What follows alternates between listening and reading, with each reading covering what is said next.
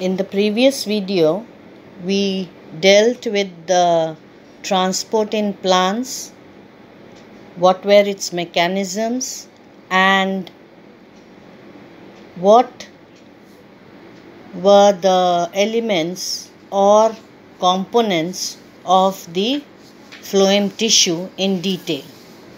Now we all know that xylem consists of tracheids, vessels, xylem parenchyma or wood parenchyma, xylem sclerenchyma or wood fiber. Now tracheids are elongated dead cells with tapering ends. Walls have thickenings with lateral pores which are known as pits.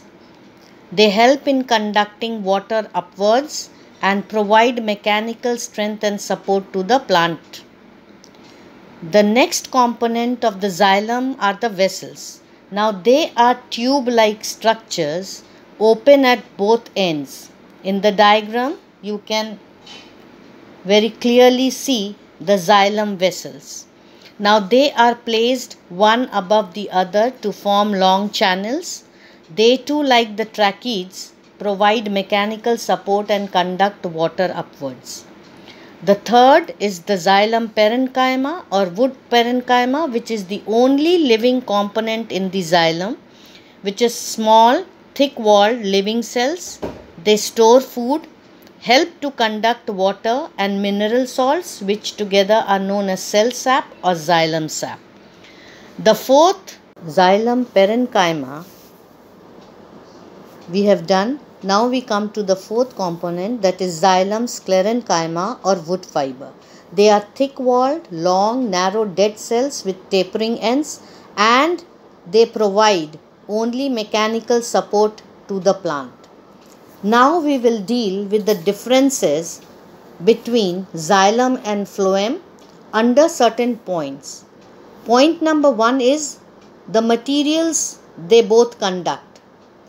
Now xylem conducts water and mineral salts from the roots to the aerial parts of the plant, which is known as the ascent of sap.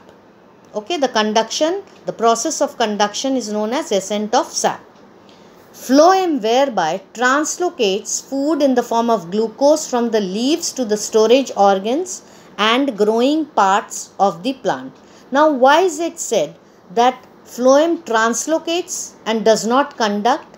Here the medium is liquid and the medium is changed, that is from the soil to the plant body, whereas here the food is taken from one part of the plant, that is from the leaves to the different other parts of the plant body.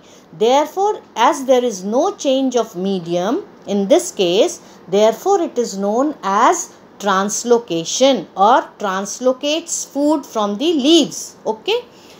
Now you will see in the complete table, I have used red color for the keywords, and for dead components or elements I have used brown, whereas for living components and elements I have used green color. Now the components and elements we have already done. We all know xylem, tracheids, vessels, xylem fibers, which are also known as wood fibers or xylem sclerenchyma, and xylem parenchyma.